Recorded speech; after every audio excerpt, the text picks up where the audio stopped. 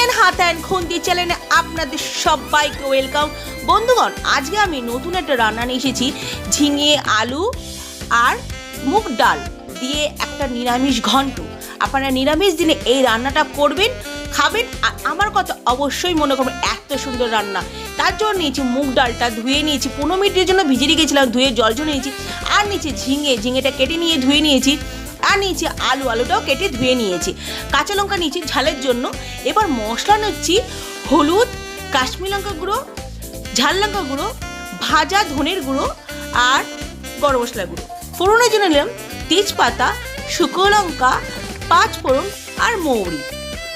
এই দিয়ে রান্নাটা কমপ্লিট হয়ে যাবে। এত সুন্দর রান্নাটা হবে। আর নিলাম আদাটা ভালো করে ঘষে নিয়েছি আমি। আপনার জন্য মনে করেন বেটেও নিতে পারেন। এবার কড়াই দিয়ে দিয়েছি, কড়াইটা গরম করতে দিয়ে দিচ্ছি। গরম হয়ে গেছে, যেই সর্ষের তেল দিয়ে দিলাম। সর্ষের তেলটা দেখুন গরম হয়ে গেছে। আমি কিন্তু এবার আলুটা দিয়ে দিচ্ছি।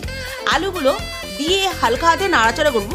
এটা কিন্তু মিডিয়াম হিটে রেখেই রান্নাটা করবো আমি। মিডিয়াম হিটে রেখে রান্নাটা করার জন্য নাড়াচাড়া করতে হবে কন্টিনিউ আমার। আর ভাজার জন্য এটা ভাজতে হবে পুরো গোল্ডেন অবধি ভাজতে হবে, গোল্ডেন কালার অবধি ভাজবো।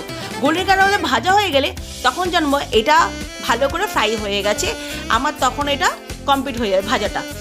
এবার দেখুন আমার কিন্তু গোল্ডেন কালার চলে এসেছে। এবার আমি এই গোল্ডেন কালার হয়ে গেছে বলে আমি কিন্তু এই আলুগুলো তুলে নিচ্ছি, একটা পাত্রে তুলে নিচ্ছি। এই তেলটাই রাখবো, এই তেলের মধ্যেই রান্নাটা করবো। এই তেলের মধ্যে আমি এখন ফোড়ন দিচ্ছি তেজপাতা, শুকনো লঙ্কা, 5 ফোড়ন, মৌরি দিয়ে অল্প নাড়াচাড়া করে নিয়েছি। ফোড়নটাকে এদিক ওদিক করে নিলাম। করে এবার যে ডালটা আমি ধুয়ে রেখেছিলাম গুছিয়ে, ওই ডালটা এবার এর মধ্যে দিয়ে দিলাম।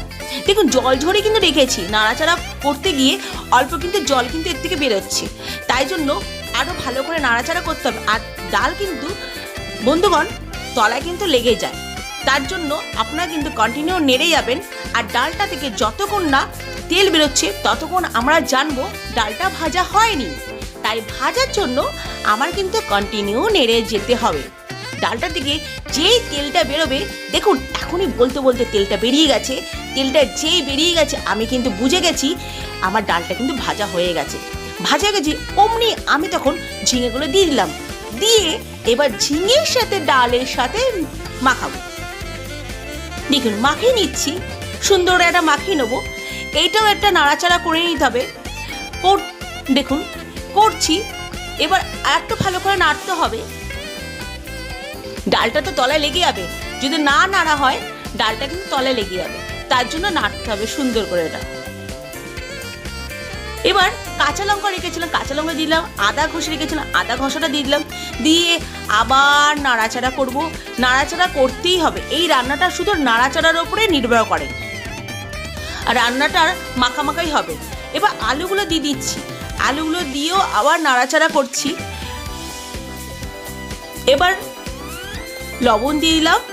আর যে মশলাগুলো রেখেছিলাম মশলাগুলোও দিয়ে দিলাম। দিয়ে আবার একটু নাড়াচাড়া করে নিচ্ছি। কালারটা দেখুন খুবই সুন্দর আসছে। এবার নাড়াচাড়া করে নিচ্ছি। আবার ভাজতে হবে, নাড়াচাড়া করে ভাজতে হবে। ভাজতে ভাজতে বোঝা যাচ্ছে একটা সুন্দর একটা গন্ধ বেরোচ্ছে, যেই তখন বোঝা যাচ্ছে যে মশলাগুলো তার মানে ভাজা হচ্ছে। এবার আমি কি করব, ছোট একটা কাপে গরম জল দিয়ে দিচ্ছি। বেশি না, ছোট কাপে অল্প গরম জল, 1 কাপ গরম জল দিয়ে দিলাম। দিয়ে এটাকে নাড়াচাড়া করে নিচ্ছি।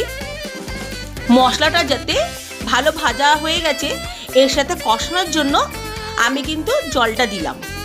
আপনারা কিন্তু এরমভাবেই করবেন রান্নাটা, তাহলে দেখবেন রান্নাটা খুবই সুন্দর। যে একবার করে রান্নাটা খাবেন, নেক্সট টাইম আবার করতে ইচ্ছে করবে। রান্নাটা এত সুন্দর, খেতেও ইচ্ছে করবে। নিরামিষ দিনে রান্নাটা করবেন। আর দেখুন 2 কাপ, বড় কাপে 2 কাপ আমি জল দিয়ে দিচ্ছি। এবার ফুটতে দেওয়ার জন্য দিয়ে দিচ্ছি 2 কাপ জল। 2 কাপ জল দিয়ে আমি এটা মিক্সড করে নিচ্ছি। করে এবার ফুটতে দেওয়ার জন্য ছেড়ে দিতে হবে। যেই ফুটে গেলে আবার একটু নাড়াচাড়া করে নিতে হবে, কেন ডাল বলে কথা তলায় না লেগে যায়।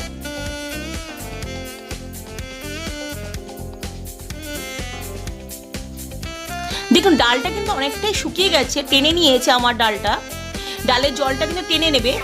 এটা ডালটা কিন্তু একটু মাখামাখাই হবে, তাই আমার জলটাকে টানাতে হবে। আর এবার দিলাম কিছু ভাজা মশলা। ভাজা মশলার মধ্যে আমি ধনে, জিরে আর শুকনো লঙ্কা আর হিং দিয়ে দিলাম ভাজা মশলা। এবার ঘি দিলাম 1 চামচ। এটা যদি নিরামিষ রান্না, হিং আর ঘি তো যাই, তাই জন্য এবার মাখিয়ে নিলাম। দেখুন আমার রান্না কিন্তু কমপ্লিট, আর নাড়াবো না। এবার রান্নাটা আমার কমপ্লিট। রান্নাটা দেখুন কত সুন্দর হয়েছে, দেখতেও সুন্দর, খেতেও সুন্দর। আপনারা করবেন, আমার কথা মনে করবেন, লাইক করবেন, সাবস্ক্রাইব করবেন, শেয়ার করবেন। আমার ভিডিওটাতে কিন্তু প্রতিদিন দিচ্ছি, আপনারা কিন্তু প্রতিদিন দেখবেন আমার ভিডিও। আজকের দিনের জন্য টাটা, কালকে